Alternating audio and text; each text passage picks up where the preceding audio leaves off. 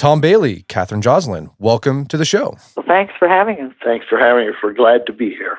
So you two collaborated on an intellectual biography of Teddy Roosevelt. There's been so many biographies written about him, but you guys wrote this, it's a very thorough, long biography just about what he wrote and what he read.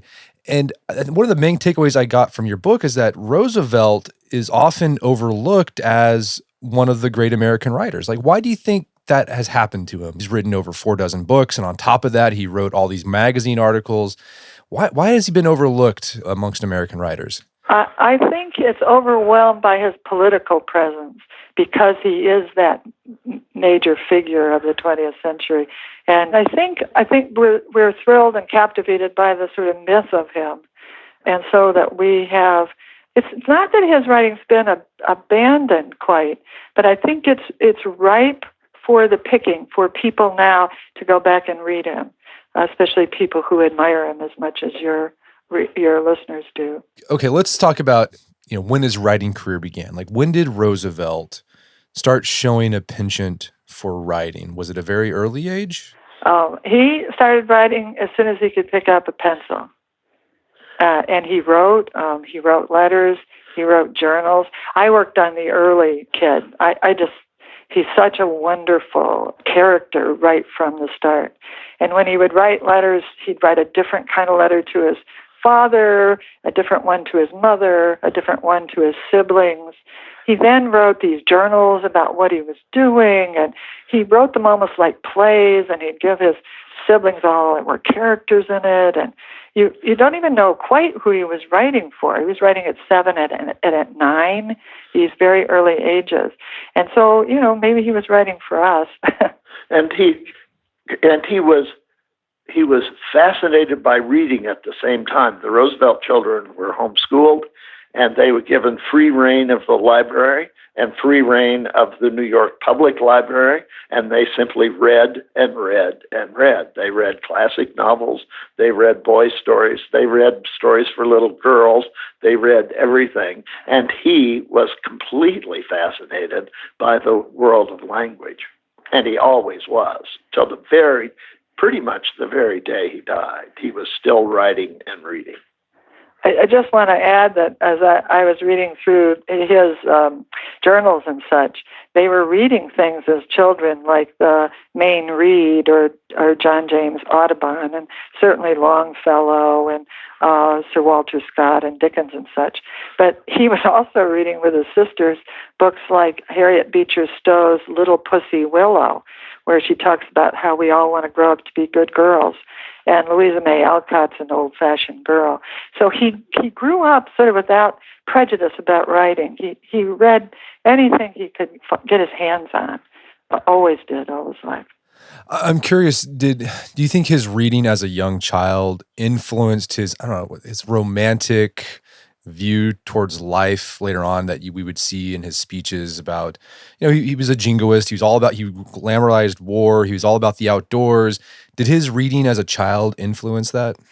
Well, I think it probably did. He loved the novels of Sir Walter Scott, which are pretty intensely romantic. And his favorite boy, don't forget, was named Quentin for Scott's novel, Quentin Durward, right, which is one of his most romantic and intensely romantic medieval novels that was written in the middle of Scott's career. He adored that novel, and he adored Quentin. So yeah, I suppose that his intense romanticism partly grows out of his reading, but it also grows out of his nationalism, and it grows out of his intense love of the outdoors. And as a child, Tom, going back to this, your interest in nature writing, like as a child, he thought of himself as a natural historian, and he thought he was doing good work. Like he wrote about birds and animals in his area. Like his career as a naturalist began as an 8-year-old or 9-year-old. That's right. And I did the early kids, so I could jump in here. So when he meant to be an ornithologist, and he was nearsighted, and the family didn't know it until he was 14. So he would go out and listen to bird song, and there are these wonderful descriptions where he's not very musical, but he tries to get the music right. And then he spends a lot of time. He's supposed to be a kind of manic kid, but he spends hours just observing and then writing intricate notes about the bird. And of course, then he'd kill the bird and slit it open, and he'd measure everything. But he meant to be a scientist. And when he went to Harvard, he had hoped to do that. But it didn't turn out that way. No, he found when he got to Harvard that under the influence of Louis Agassiz, the science at Harvard had become science of the laboratory, and he wanted to do science out in the woods. When he was a kid, he was extraordinarily patient, along with his hyperactivity, of course, and his sketches of the mice and the birds and the things that he saw in the natural world are really touching in their kind of emotional intensity and their skill. He was quite a wonderful sketcher, right? Pretty much, we could say this for sure about Roosevelt in all of his guises. Whatever he turned his hand to, he did very well, right? And he turned his head to an awful lot of things, not just writing and drawing and reading, but all kinds of other things as well, as you and your listeners well know. Sure. I'm curious, is there someplace people can go online to like see his journals from when he was 7 or 9 years old? Well, what's interesting about working with a figure like Theodore Roosevelt is everybody wants to read him. When we started to work, we were working at Harvard, and we were working with things that weren't online. But now there's a Theodore Roosevelt Center. They're looking to put all of this stuff that we were looking at in a privileged way is now in a democratic way available to your listeners. That's right. And so you can pretty much call up all of this, or not everything, but the childhood material is available. It's available at Harvard too, but also at this Dickinson State site. Right. Well, it's not all digitalized yet, because there's way too much to digitalize very fast, right? Right. But it's coming online gradually, and it's coming online steadily, and it's a fully funded research program. And within probably a decade, all of his writings all of them, the letters, the journals, the articles, everything will be available online. And it will be, it'll be a wonderful national treasure. So as a child, Roosevelt started writing journals, letters, sort of rudimentary scientific papers about natural history or the environment. What was Roosevelt's first big breakthrough as a professional writer? When did that happen? The breakthrough, the really breakthrough book is The Rough Riders, and that comes later. But after he left college, he was studying for law, and he was working on 2 pieces of writing. One is a hunting story called Sow Sow Southerly. That's the name of the ducks that he was hunting. And they very nearly died in the hunt. And that, if he had developed that part of himself, that more creative part, he probably would be a very different writer today. But you can see elements of that writing as you move through his career. But then he got a hold of this Naval War of 1812, and he wanted to be an historian. And remember that after he's president of the United States, he's president of the American Historical Association. So he wanted to be known as an historian. So he worked on this Naval War, which was really about the battle between the United States and Britain in the Great Lakes.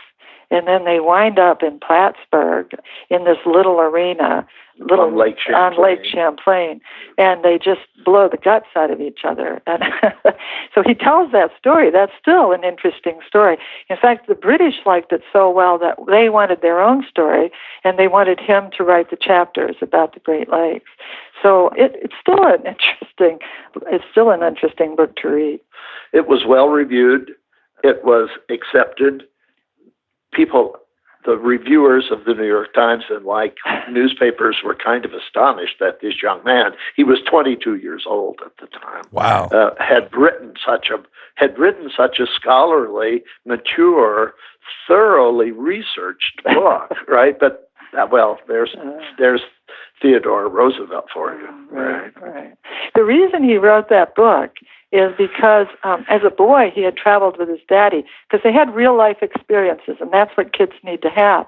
But he went to Plattsburgh once, and somebody gave him a cannonball from that battle in Lake Champlain. And it just sparked his excitement about this military adventure. And his mother was from the South and lived on a plantation, and her brothers were Confederate heroes, naval heroes in the Civil War.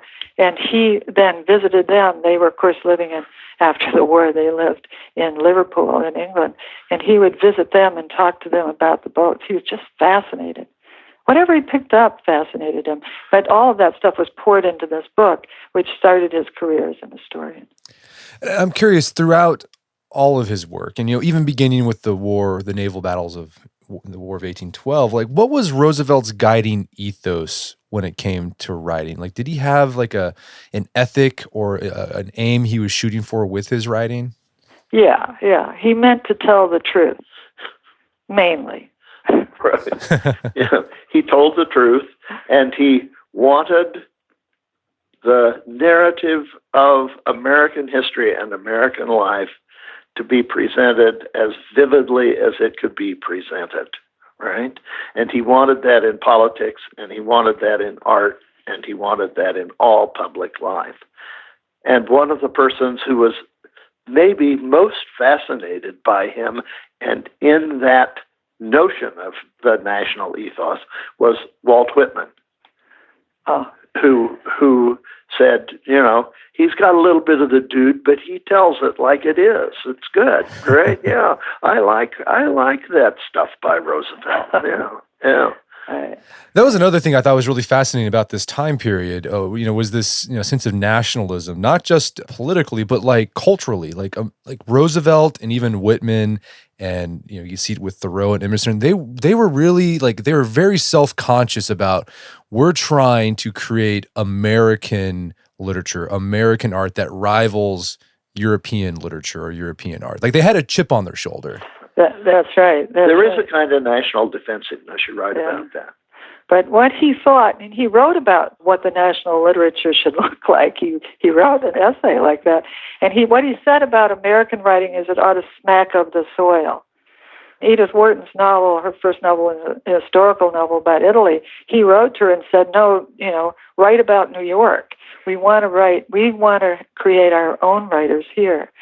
And he was part of the American Academy of Arts and Letters, which is part of that whole movement, as you say, to sort of give ourselves a national art and a national voice. And he was voted into that group, that very intimate group, in the second round in 1905, along with Henry James and Henry Adams. And the people who voted for him were people like Mark Twain. And they really meant to build. He said, you can study literatures and ideas from other places. He sounds like Emerson in this way. But that doesn't mean that we have ideas here. So he was full-throated in his notion that we should have a national literature. Right, and he wanted to define himself kind of as an American writer. That's right. Right.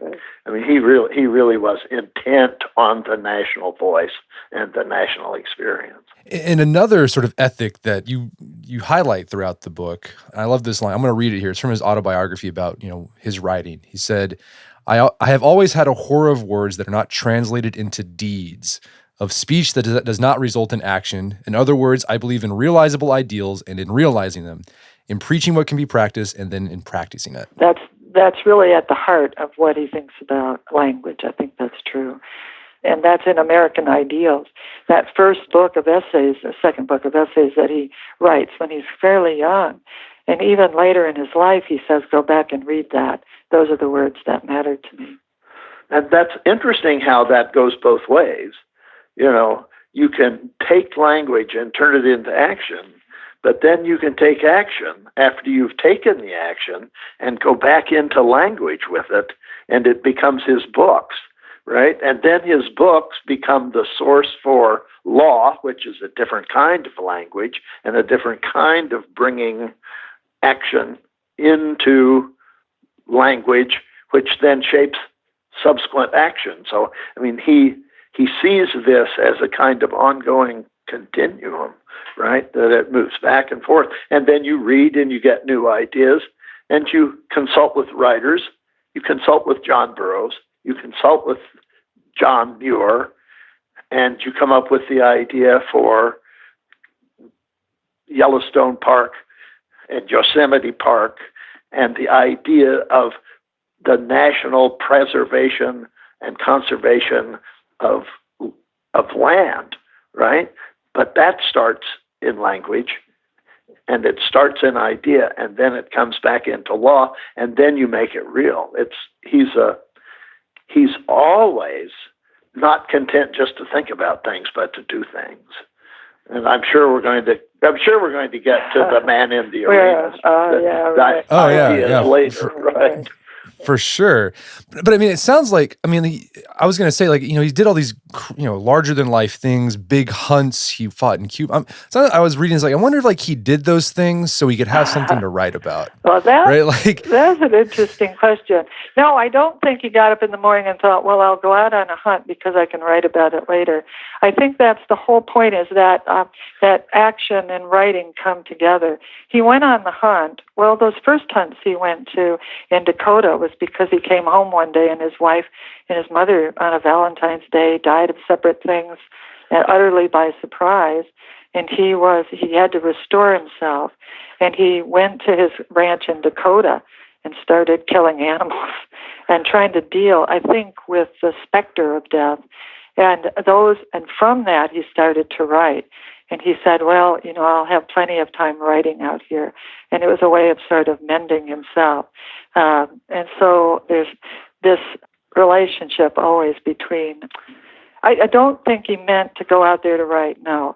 But once he got there, he took the pen with him and the pad, and he did what he always did as a child. He continued to write about the adventure. And then, of course, he got better and better at that, so that by the time he went to Cuba, he could come back in that very militaristic and full-throated way and become a hero, and so overwhelm people that they make him the governor of New York.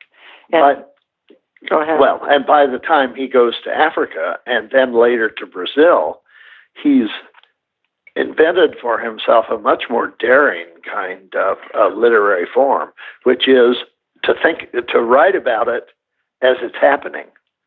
He'd go out and hunt all day long, or work or explore all day long, and when everybody else came home exhausted at night, he'd set up his desk and his lamp, and he'd write about what happened that day and send it to the publisher without really any editing. And the publisher would strike it into short stories and publish them in Scribner's. Both books were published as in Scribner's magazine, and then the chapters were collected into a book. And that's a very risky kind of literary form. Almost all writers like to look over what they've written before they publish it. But not when you're as confident as Roosevelt. You're just like...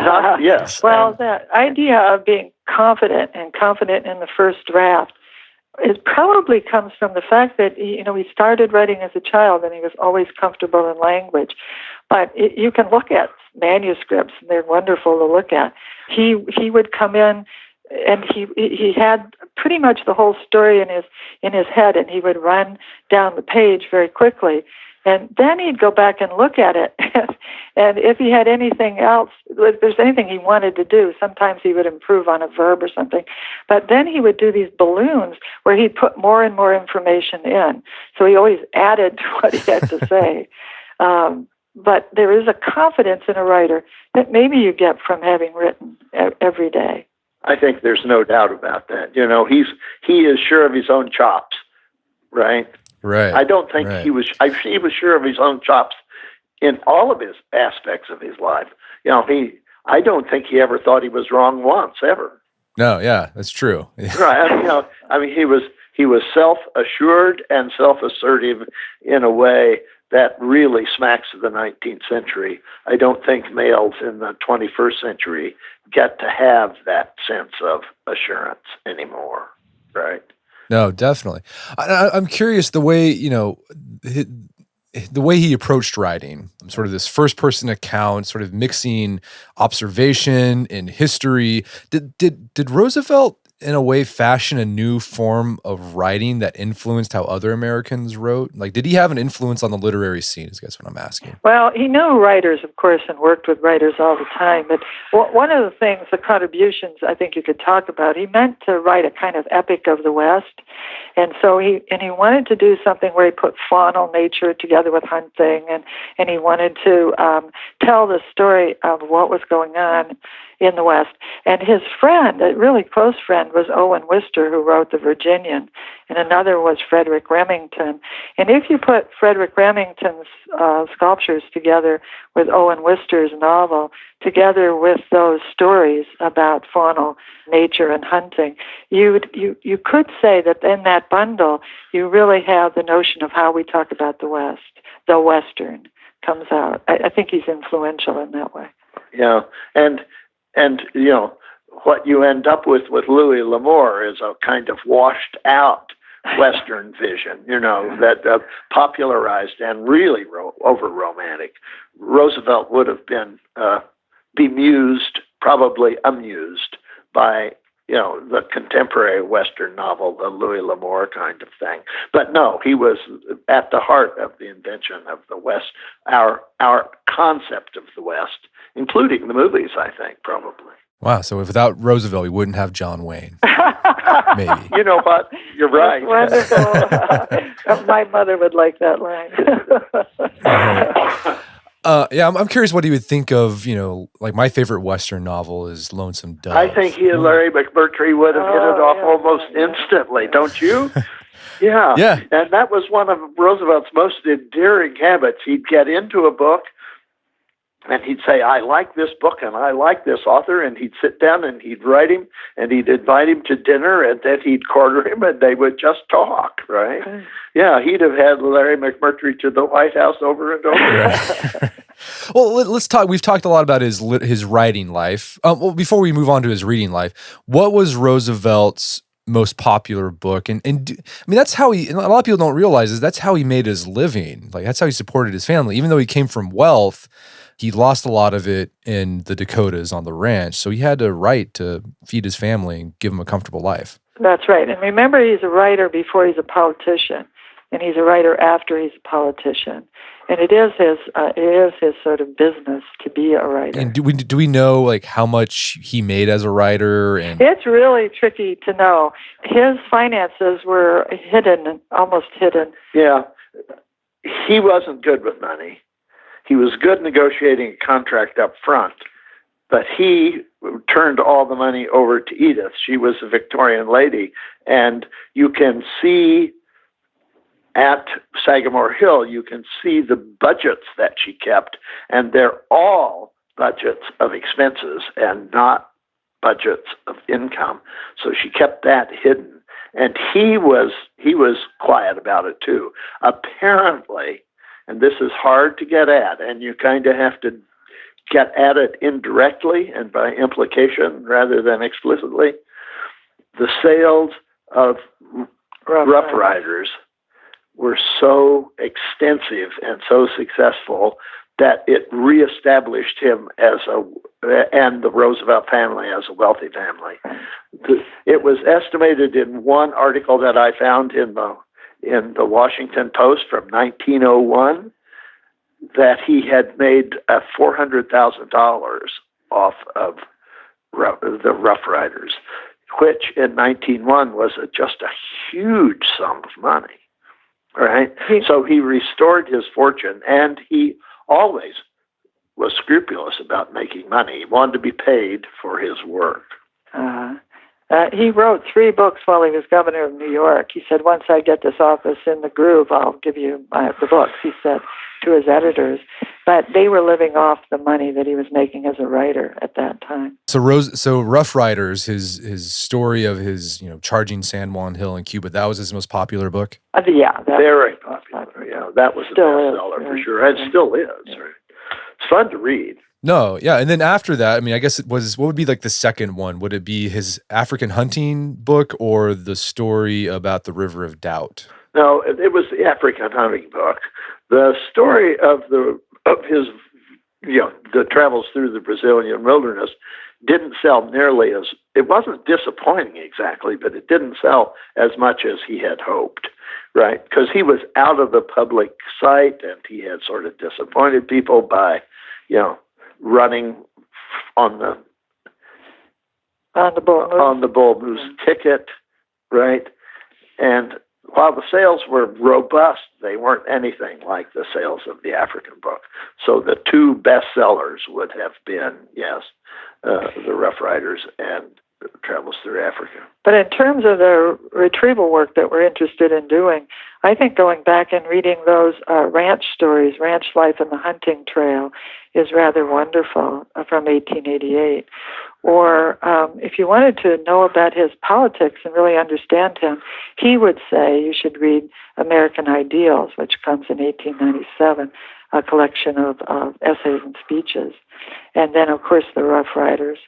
But I think many people read his autobiography, and we would say that the place to start in the autobiography, because he was so sort of crabby by that time, was after he had lost at the Bull Moose, and as he was angry about the resistance of Americans to be involved in World War I. But in his autobiography, there's a chapter called Indoors and Outdoors, which is just marvelous to read.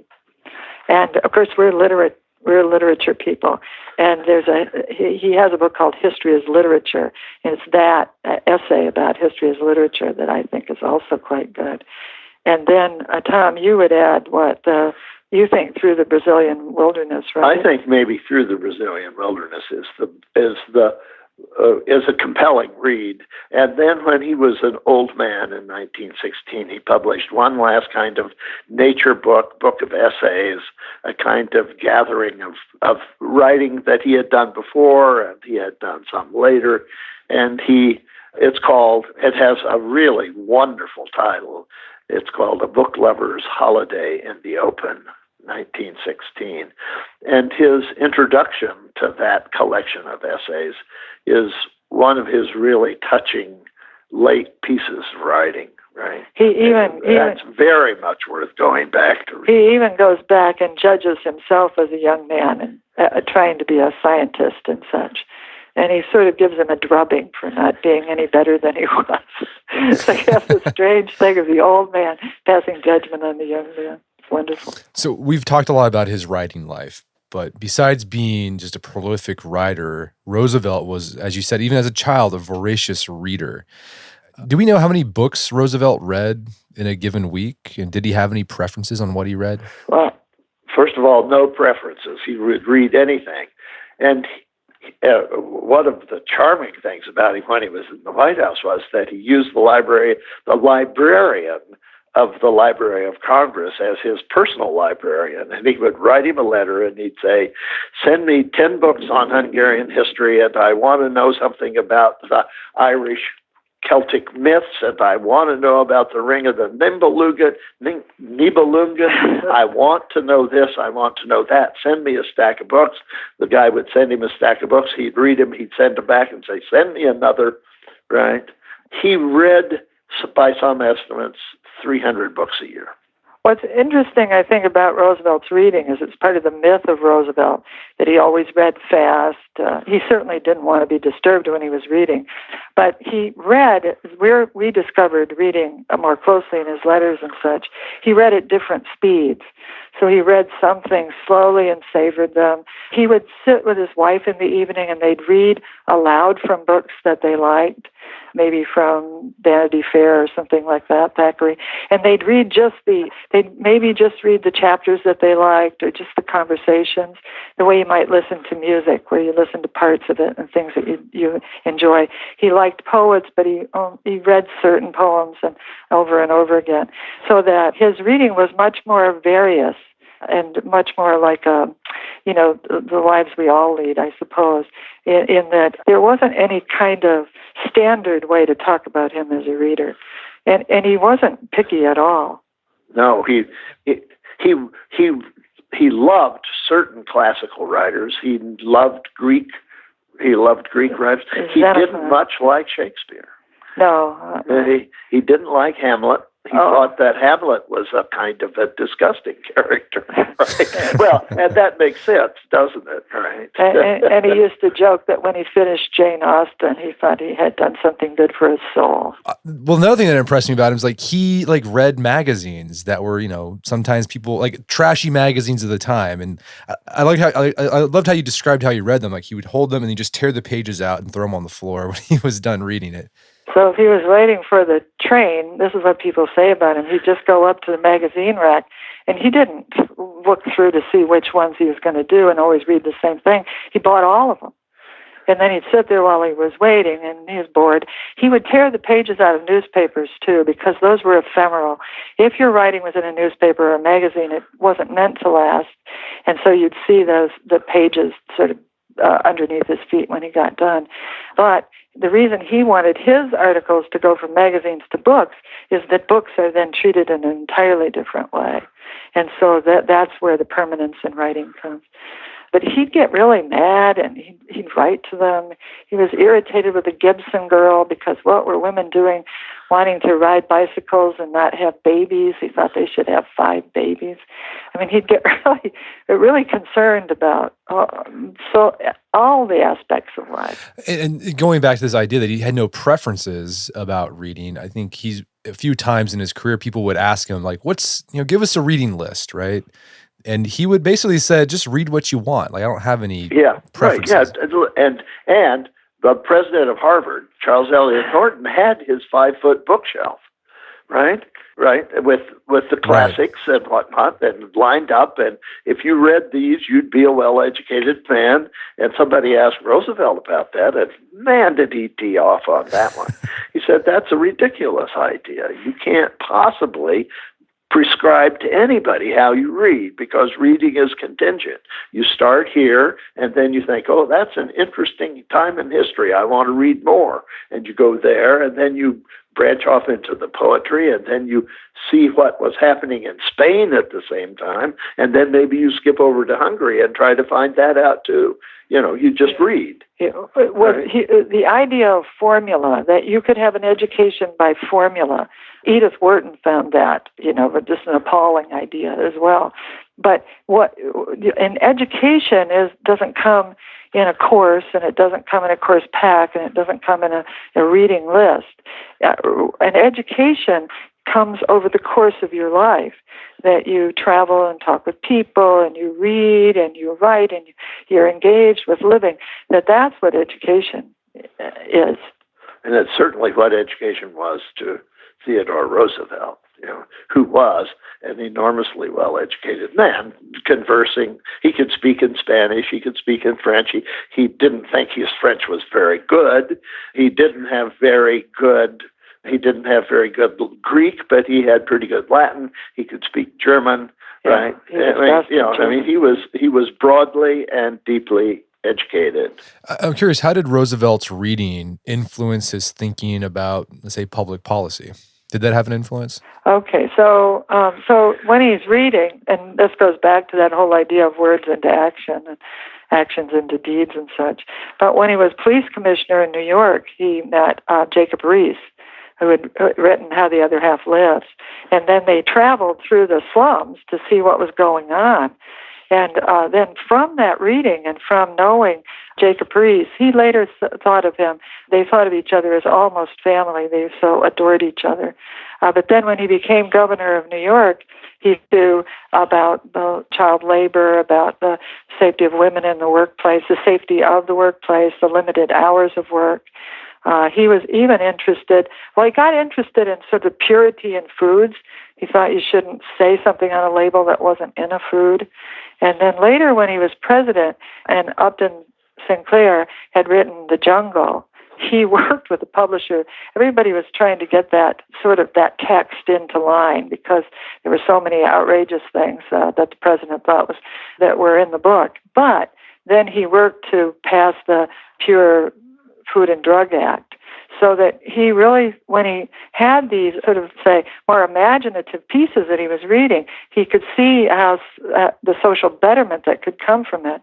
And then he did work, in fact, to turn those kinds of ideas into law. his ideas about government came from his fellow politicians more than they came from his reading, right? Because he had the ideas, but he did consult with his political advisors and his political friends. And he'd say, I'm going to give this speech, and I'm going to give it in Potawatomi, Kansas, and I want you to go through Osawatomie. I'm sorry. Potawatomi is in Kalamazoo. Those are the Indians we've got here. I'm going to give this. Please, take this part of the speech and rewrite it and put the stuff in there, put the ideas in you think that I'm leaving out or prove them, right? And then give it back to me. And then he would take this document and he would very carefully rewrite it and then hand it over to his secretary, and whoever it was, would type it up, right? And then he would read it. And he pretty much stuck to his texts when he was giving a speech. The Osawatomie speech, it can be read. It's awfully a wonderful long. speech. Right. By the time he collected these ideas together, and he ran in the Bull Moose as the Bull Moose candidate and the Progressive candidate third party in 1912, he had this packet speech, this very long speech that he had all folded up in his pocket. And people probably know the story, but his glasses case was also in the pocket, so that when he was shot by a would-be assassin in Milwaukee, the bullet lodged in his chest, but it didn't kill him. And it could be that long speech, it may in fact have saved his life. And that's one of the primary, of course, your listeners know this, but it's worth repeating. That speech in Milwaukee is one of the primary examples of manliness on TR's part, right? I mean, there was the speech. He unfolded it. He got up on the podium and he read it for 45 minutes. It was going to last another 45, but he was fainting. He was fighting from loss of blood. And they took him and they put him in the hospital very much against his will. His wife was so angry. Right. Oh, he was. But he checked his mouth to see if there was blood there, and he thought, if there was blood there, I'll die right here. And he didn't mind dying in a kind of battle that was heroic for him. But when he didn't see the blood, he decided he'd go and give the speech, and it was perfect for him. He loved a crowd, and here he was with a bullet in his chest. Right. No, it's awesome. It is awesome. And you know what? It's like with so many things with Roosevelt, there's another side to that, which is virtually foolhardy, right? That he didn't go to take himself right straight to the doctor and get plugged up or something, right? But, if he had done that, he wouldn't be nearly as interesting a human being to us as he is.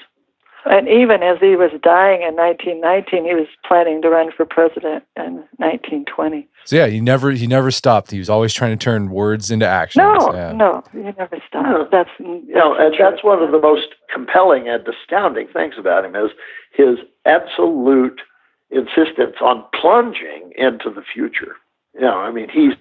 He just simply goes ahead, and he goes ahead at high speed.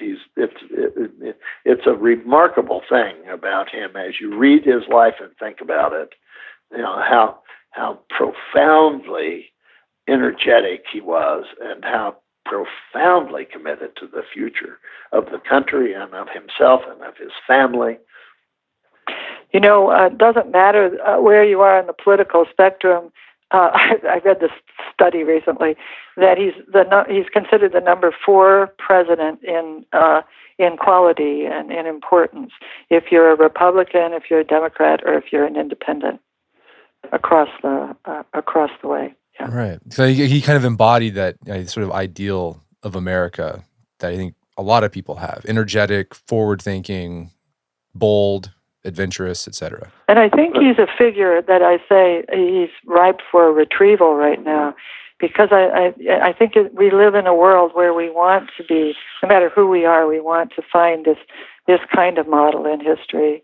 What we have for him, and we don't have for other presidents, is we have, we count it as 4 dozen books, but 42 that he wrote on his own. And we can go back and have this much closer relationship with him through language. Well, this has been a great conversation. I'm curious, is there some place people go to learn more about your work and the book, or should they just go to Amazon or their local bookstore to go pick up a copy? Well, we are going to make the suggestion that they go to their local library and ask them to order the book if they've not done it.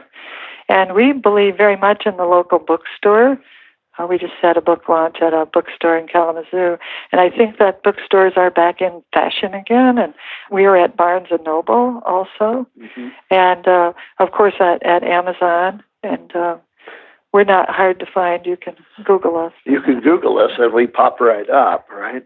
But if you want, if people are interested in buying the book, we really support our the burgeoning market at local bookstores, right? Which is very exciting. I'm sure you have it in Tulsa too, right? No, yeah, one just opened up, Magic City Books. Yeah, terrific. And the beauty of going to the local place, the library and the bookstore, of course, is that you can get our book, and then you can look around and you can find so many other things that interest you. Right. What's great about our bookstore, it was started by the nonprofit reading foundation here in Tulsa, Booksmart Tulsa, which is very Roosevelt, like Roosevelt would approve, right? Yeah, that's cool. Absolutely, yeah. All right. Well, Tom, Katherine, this has been a great conversation. Thank you so much for your time. A wonderful conversation. Thank you, Brett. So We've enjoyed it so much. This is wonderful. Thank you. My guests today were Thomas Bailey and Katherine Joslin. They're the authors of the book, Theodore Roosevelt, A Literary Life. It's available on Amazon.com, or as they recommended, go check out your public library. Recommend they pick it up, or check out your local bookstore. Also, you can find out our show notes at aom.is/trwriter, where you can find links to resources where you can delve deeper into this topic.